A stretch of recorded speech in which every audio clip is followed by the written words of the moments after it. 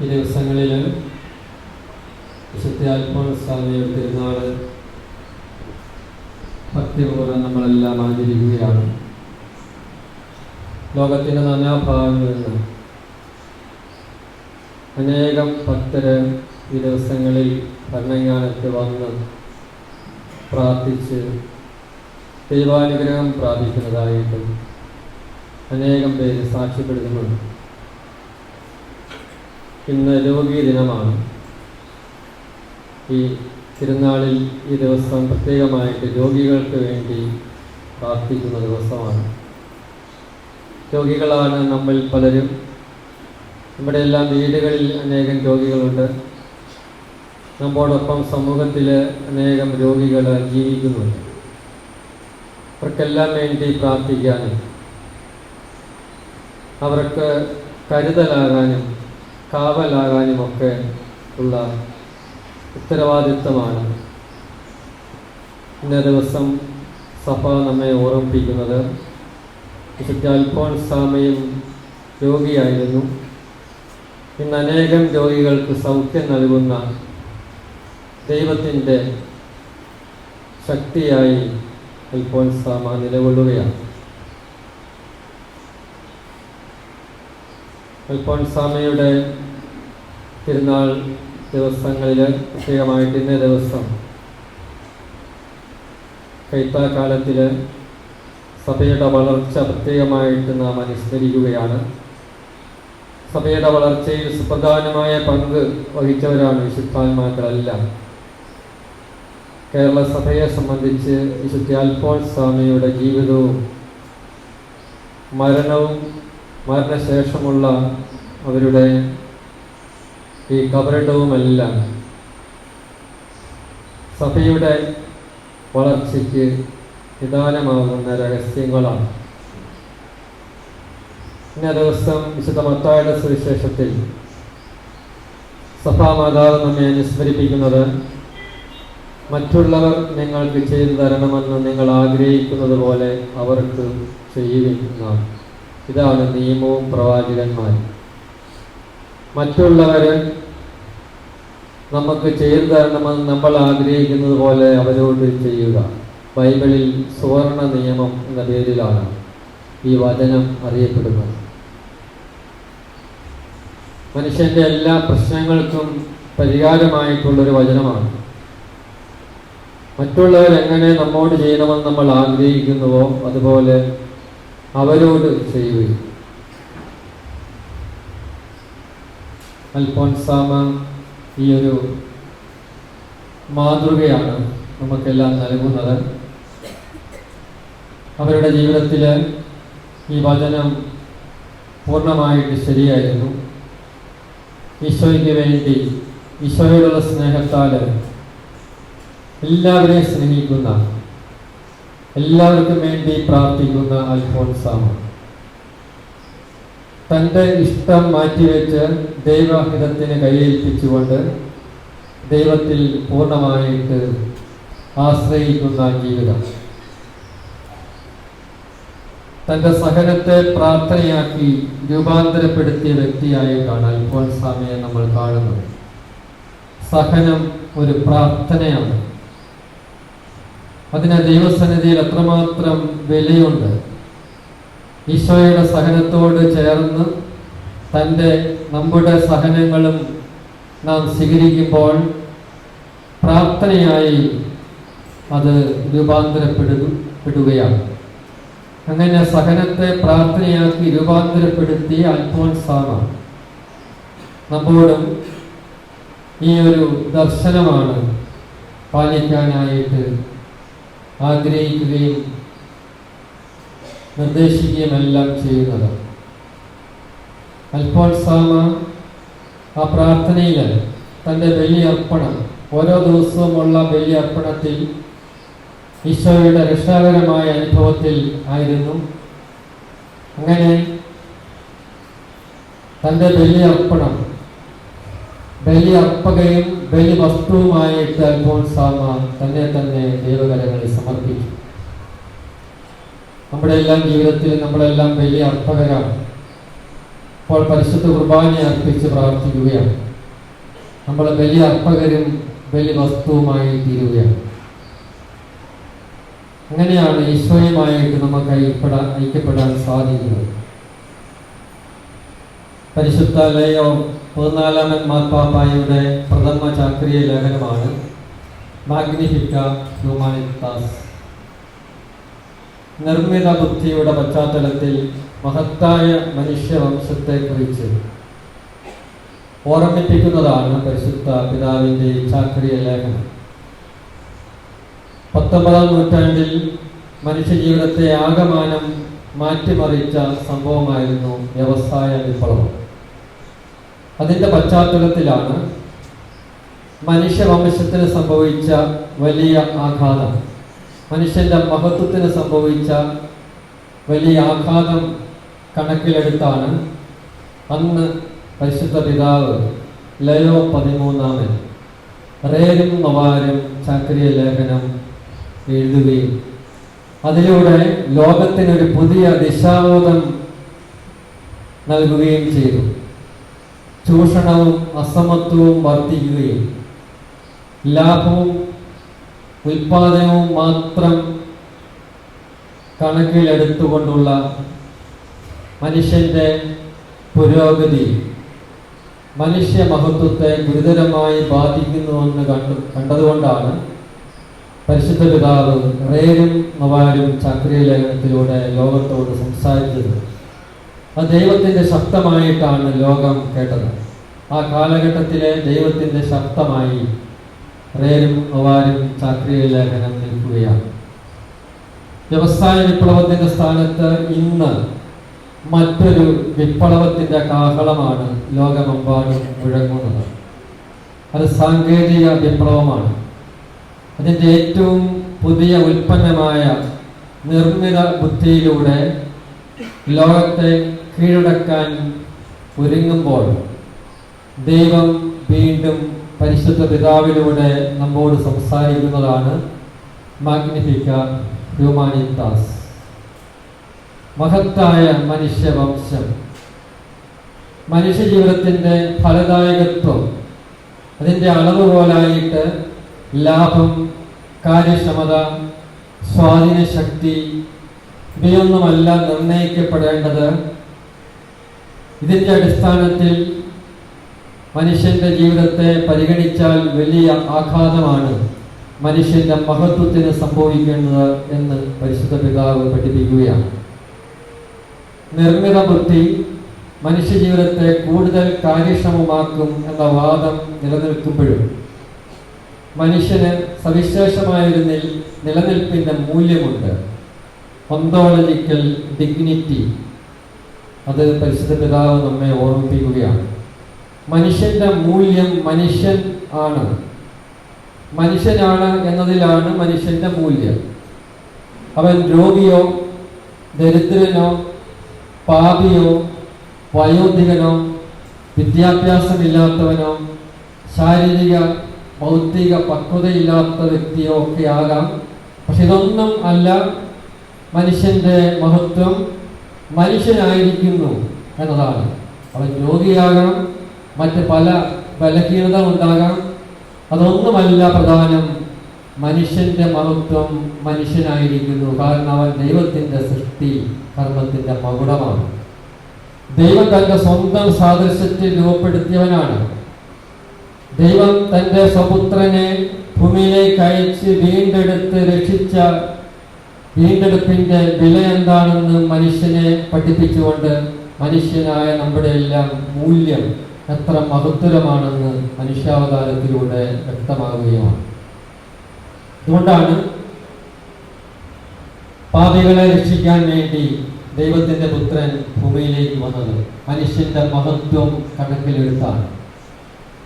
ഇവിടെയാണ് അൽഫോൻസാമയുടെ പ്രാധാന്യം നമുക്ക് മനസ്സിലാക്കാനായിട്ട് സാധിക്കുന്നത്. ജീവിതകാലത്തിൽ മഹാഭൂരിപക്ഷ സമയവും രോഗിയായി കിടക്കയിൽ ദീനാവസ്ഥയിൽ കഴിഞ്ഞ ഒരു വ്യക്തി, ആ വ്യക്തിയെ ദൈവം ഉയർത്തി.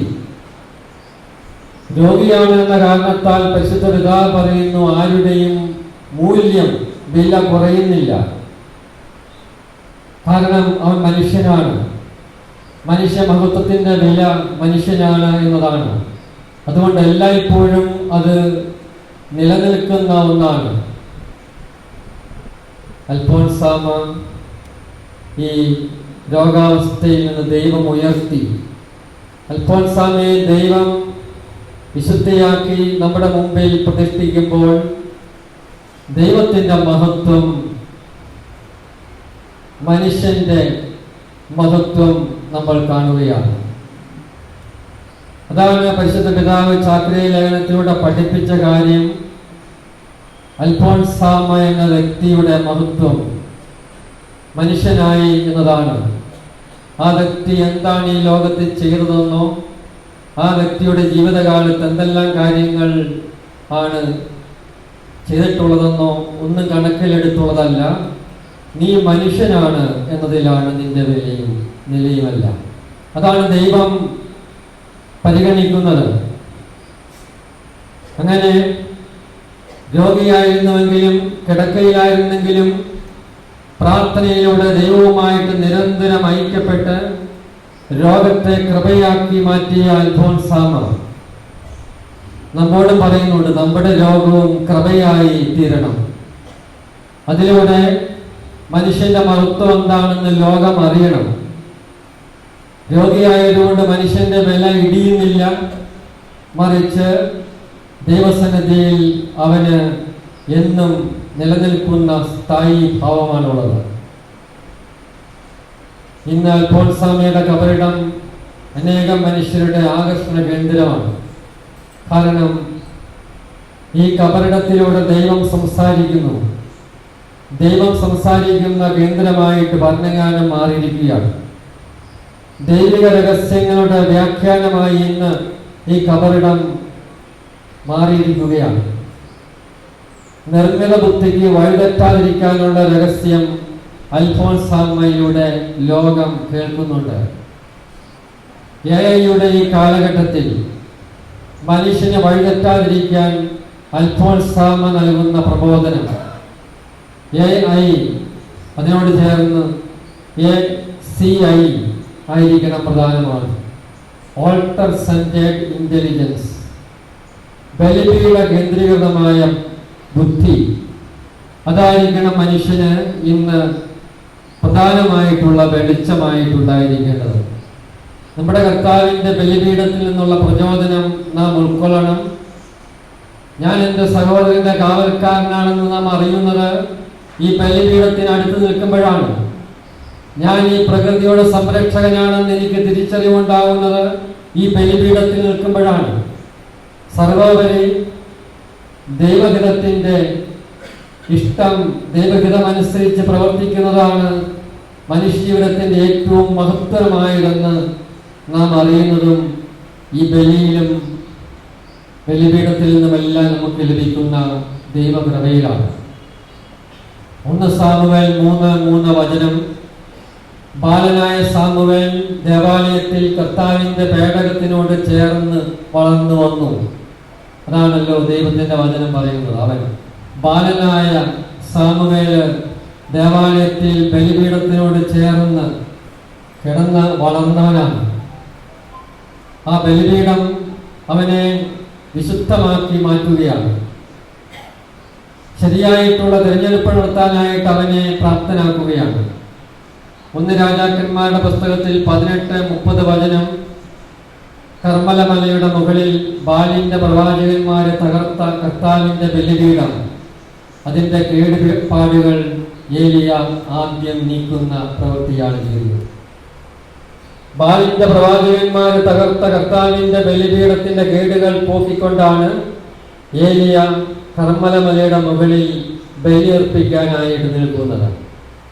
ഇതെല്ലാം ബലിപീഠ കേന്ദ്രീകൃതമായിട്ടുള്ള ഒരു ആത്മീയതയുടെ ആവശ്യത്തിലേക്ക് നമ്മെ നയിക്കുകയാണ്. രോഗിയായി ദിനാവസ്ഥയിൽ കിടക്കുമ്പോഴും അൽഫോൻസാമ ദൈവം നൽകിയ ഭക്ഷണം, പരിശുദ്ധ കുർബാന, ജീവന്റെ അപ്പമായിട്ട് ഇഹത്തിലും പരത്തിലും അനുഭവിച്ച വ്യക്തിയാണ്. അൽഫോൻസാമയുടെ ഭക്ഷണം അതായിരുന്നു പരിശുദ്ധ കുർബാന. ആ കുർബാനയിലൂടെ ജീവന്റെ അപ്പം ഭക്ഷിച്ച് ഇഹത്തിലും പരത്തിലും ദൈവോന്മുഖമായിട്ട് സഞ്ചരിക്കാനായിട്ട് അൽഫോൻസാമയ്ക്ക് സാധിച്ചു.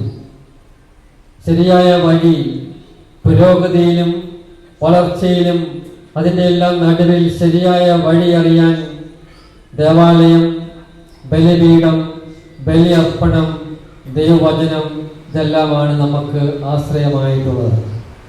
അപ്പൊ തിരിച്ചറിയുക, ശരിയും തെറ്റും, നന്മയും തിന്മയും എല്ലാം തിരിച്ചറിയാൻ നമുക്ക് കഴിയുന്നതും ദേവാലയത്തിൽ നിന്ന് ലഭിക്കുന്ന ദൈവിക വെളിച്ചം കൊണ്ടാണ്.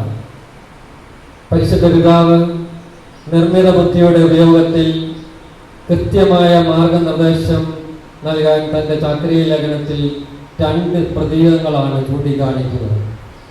ഉൽപ്പത്തി പുസ്തകത്തിലെ ബാബേൽ ഗോപുര നിർമ്മാണവും നെഹേമ്യായുടെ പുസ്തകത്തിൽ ജെറുസലേം നഗരത്തിൻ്റെ പുനർനിർമ്മാണവും. ബാബേൽ ഗോപുര നിർമ്മാണത്തിൽ മനുഷ്യൻ്റെ ബുദ്ധിയും കഴിവും സിദ്ധിയും എല്ലാം ഉപയോഗപ്പെടുത്തി, എന്നാൽ ദൈവത്തെ അവൻ മാറ്റി നിർത്തി. ദൈവത്തിന് സ്ഥാനമില്ലാത്ത ബാബേൽ ഗോപുരം ഇടിഞ്ഞു വീഴുകയാണ്. നിലനിൽപ്പില്ലാത്ത അവസ്ഥയാണ് അതിനുണ്ടാകുന്നത്. മാത്രമല്ല, അത് അരാജകത്വത്തിലേക്കും അനീതിയിലേക്കും അസമത്വത്തിലേക്കും എല്ലാം നീങ്ങുന്ന അവസ്ഥയായി. അതുകൊണ്ടാണ് പരിശുദ്ധ പിതാവ് നമ്മെ ഓർമ്മിപ്പിക്കുന്നത്, നമ്മുടെ എല്ലാ പ്രവർത്തനങ്ങളും ദൈവ കേന്ദ്രീകൃതമായിരിക്കണം.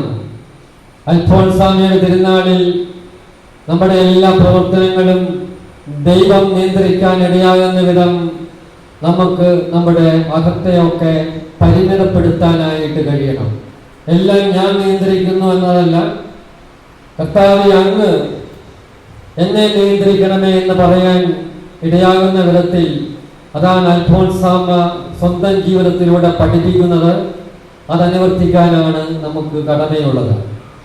നെഹേമ്യ ജെറുസലേമിന്റെ പുനർനിർമ്മിതിക്ക് പ്രാർത്ഥനയും പരിത്യാഗവും പരസ്പര സഹകരണവും ദൈവാശ്രയവും ആവശ്യ ഘടകങ്ങളാക്കി. അവിടെ ദൈവമക്കൾ വിജയം നേടുന്നതും നാം കാണുന്നുണ്ട്.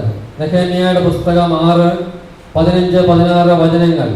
അങ്ങനെ 52-ാം ദിവസം ഏലൂൾ മാസം 25-ാം ദിനം ജെറുസലേം നഗരത്തിന്റെ മതിൽ പണി പൂർത്തിയായി.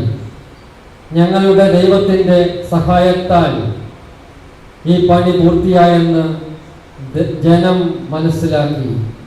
അതാണ് നെഹേമ്യയുടെ നേതൃത്വത്തിൽ ജെറുസലേമിന്റെ പുനർനിർമ്മാണം. ജനങ്ങൾക്ക് മനസ്സിലായി, ഞങ്ങളുടെ ദൈവത്തിന്റെ ശക്തി കൊണ്ടാണ് ഇത് പൂർത്തിയായിരിക്കുന്നത്. അങ്ങനെ എല്ലാ കാര്യങ്ങളിലും ദൈവത്തിന് സമർപ്പിക്കാനും ദൈവം നൽകുന്ന ശക്തിയാൽ എല്ലാറ്റിനെയും നിയന്ത്രിക്കാനും മനുഷ്യന് കഴിയണം. അൽഫോൻസാമയുടെ കബറിടം ഇന്ന് അനേകരെ ഒന്നിപ്പിക്കുന്ന ദൈവത്തിൻ്റെ ശക്തിയായി മാറുന്നു. കാരണം ഇവിടെ വരുന്നവർക്കെല്ലാം അറിയാം, ഈ കബറിടം ഇവിടെ ദൈവത്തിൻ്റെ ശക്തി ഉണ്ട്. നിർമ്മിത ബുദ്ധിയുടെ ഈ കാലഘട്ടത്തിൽ വിശുദ്ധ അൽഫോൻസാമ നമ്മെ ദൈവത്തിൻ്റെ ശക്തിയെക്കുറിച്ച് ഓർമ്മപ്പെടുത്തുകയാണ്. മനുഷ്യന്റെ പ്രയത്നങ്ങളും അവൻ്റെ പ്രതീക്ഷകളും അവൻ്റെ എല്ലാ താല്പര്യങ്ങളും ഫലദായകമാകുന്നത് ദൈവത്തിൻ്റെ ശക്തിയാണ്. ദൈവത്തിൻ്റെ ശക്തി വഴിയായിട്ടാണ്.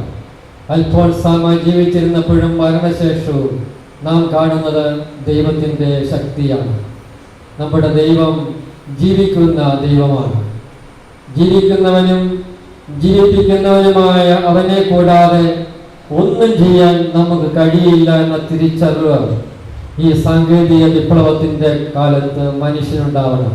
അപ്പോഴാണ് വഴിതെറ്റാതെ മുന്നോട്ട് സഞ്ചരിക്കാൻ നമുക്ക് സാധിക്കുന്നത്. മാനവരാശിക്ക് ഗുണകരമായിട്ടുള്ള തീരുമാനങ്ങൾ എടുക്കാനും അതിൻ്റെ അടിസ്ഥാനത്തിൽ കാര്യങ്ങളെ ക്രമീകരിക്കാനും കഴിയുന്നത് ദൈവത്തിൻ്റെ ശക്തിയിൽ ആശ്രയിക്കുമ്പോഴാണ്.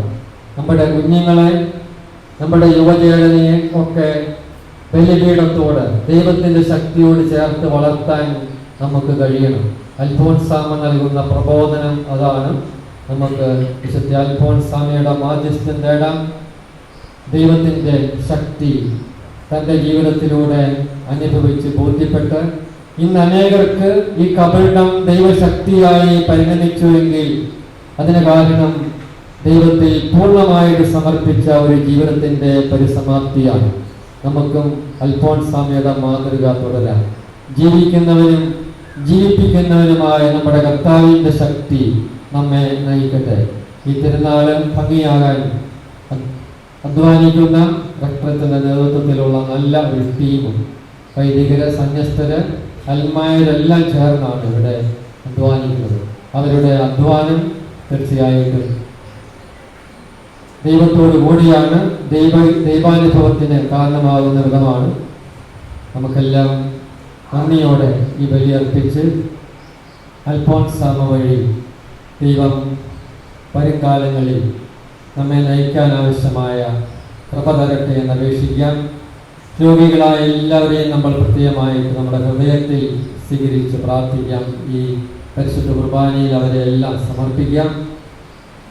അതുപോലെ തന്നെ പരിശുദ്ധ പിതാവ് നൽകുന്ന പ്രബോധനം സ്വീകരിച്ചുകൊണ്ട് എല്ലാ വളർച്ചയിലും വിപ്ലവത്തിലും സാങ്കേതിക മുന്നേറ്റത്തിലുമെല്ലാം ദൈവം നമ്മെ നയിക്കട്ടെ എന്ന് പ്രാർത്ഥിക്കുകയും ദൈവത്തിന് നമ്മെ സമർപ്പിക്കുകയും ചെയ്യാം.